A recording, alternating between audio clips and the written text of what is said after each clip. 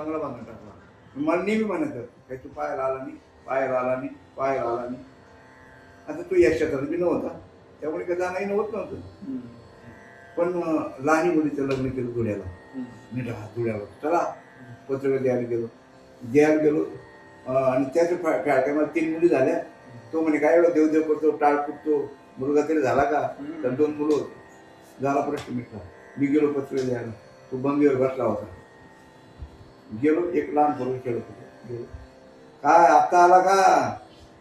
हा आता दिसलो का मी? अरे बाबा तुझ्या माझा तसा काही संबंध नाही. म्हटलं मला माळकऱ्यांकडे वेळ मिळत नाही. तू माळ घातल्यासाठी तुझ्याकडे कितीतरी वेळ येणं झाला असं. पण ठीक आहे पत्रिका द्यायला आलो म्हटलं. आणि हा ना तू लहानाचा आहे का मोठ्याचा आहे म्हटलं. ते म्हणे तुला माहिती झालं नाही का दोघं मेले म्हणे. रागाने बोलला. मी ओळखून घेतलं जमत नसेल म्हणून. मग ती बाईने सर्व आणलं. मग ती म्हणजे माझ्या बहिणीचं नाव आहे काय म्हटलं मी असं का बोललो. ते म्हणे त्यांना शिक्षणासाठी खूप जमीन विकून टाकली यांनी. घर बांधलं उरलेल्या पैशातून आणि त्यांना शिक्षणाला पाठवलं तिकडे. आणि ते खूप शिकले. फॉरेन तिकडे लग्न केलं तिने दोघांनी. आणि त्यावरून खटका उरलेला आहे. त्यांचा फोन घेत नाही काही नाही. म्हटलं फोन येत नाही का? हे तुलाही फोन करता म्हणे. मी कट करून टाकला. मग तुम्हाला म्हणजे मला येतो फोन. ते काय म्हणतात ते म्हणे काय आडी अडचण पैसा अडका तुझे पैसे तुम्ही तिकडे काढी लावा असं बोलले. त्यामुळे त्यांना म्हणा आता मी युक्ती सांगतो. त्याने पैसे जरी मागितले ना सांगितले ना तुम्हीच मागवलं. ते म्हणे मी मागितलं तर ते देतील.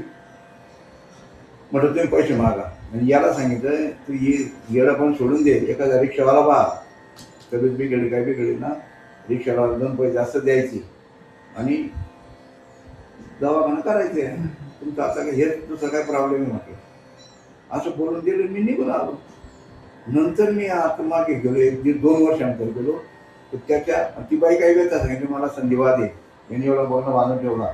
विद्याकडे जाण्यापुढे झाडा लावून ठेवले. ते पाला पडतो मला येत नाही. ती बाई लावली ती पूर्ण असं करत बरंच सांगितलं. पण नंतर गेलो 2 वर्ष मी तर त्याच्या दारात कंपाऊंडमध्ये रिक्षा दिसली. मी गेलो. ते म्हणे अरे नाम्या तुम्हाला म्हणे अरे तू आयडिया सांगितली. रिक्षावालाच माझ्या नात्यात निघाला आणि तो गरीब.